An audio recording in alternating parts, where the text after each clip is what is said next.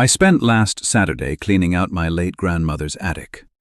It was the typical stuff: dusty furniture, old winter coats, and cardboard boxes filled with family memories. Near the back, hidden beneath a blood-stained wool tarp, I found a heavy leather-bound photo album from the 1990s.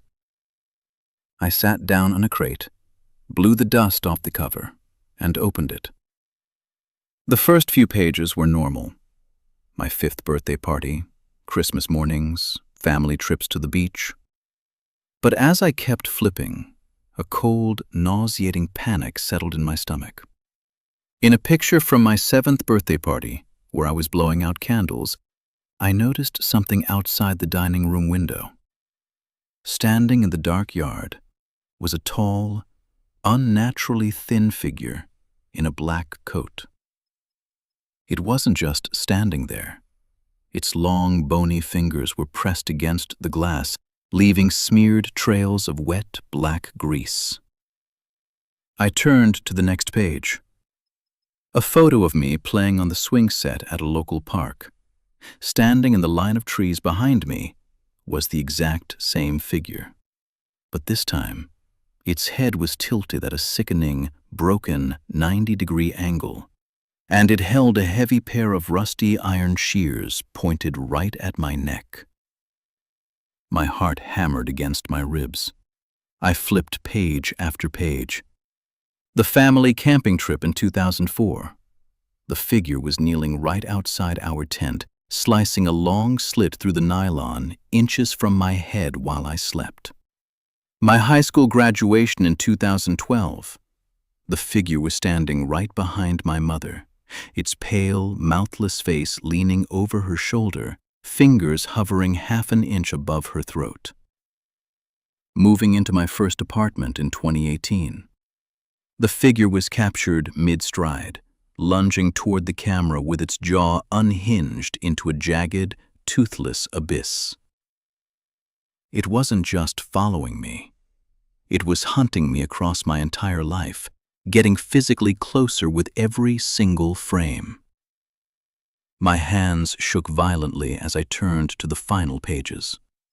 In a picture taken just last month, the figure was standing inside my hallway while I was watching TV, its long, needle-like fingers buried deep in my own hair from behind. And I had never even felt it. I reached the very last page. The photo gloss was still wet and sticky. The picture was taken from directly above my bed, looking down. It showed me fast asleep, time-stamped 3:14 a.m. last night. In the photo, the figure wasn't just watching. It was crouched on top of my chest, pinning my arms down. One of its hands was shoved violently into my open mouth, stretching my lips to the tearing point, while its other hand held the camera, taking the photo inches from my face. I let out a ragged gasp and slammed the album shut. As the album hit the floorboards, a thick, foul-smelling black grease began dripping from the attic rafters directly onto my shoulder. I slowly looked up.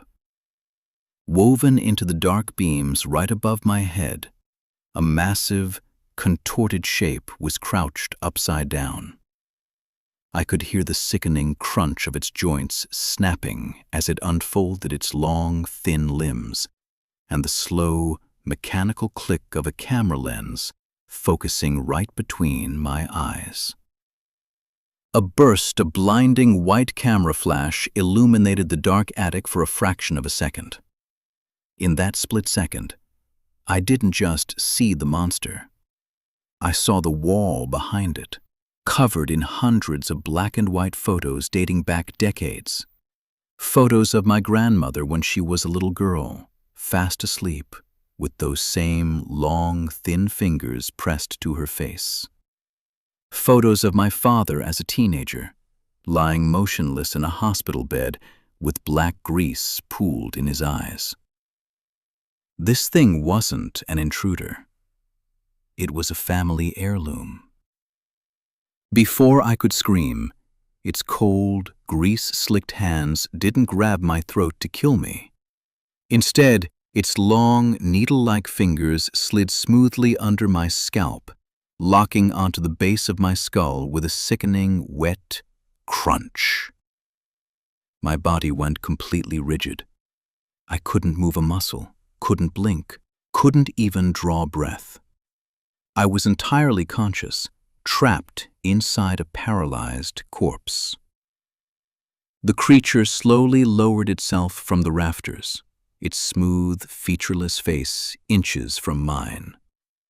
It placed the heavy camera directly into my frozen, unmoving hands.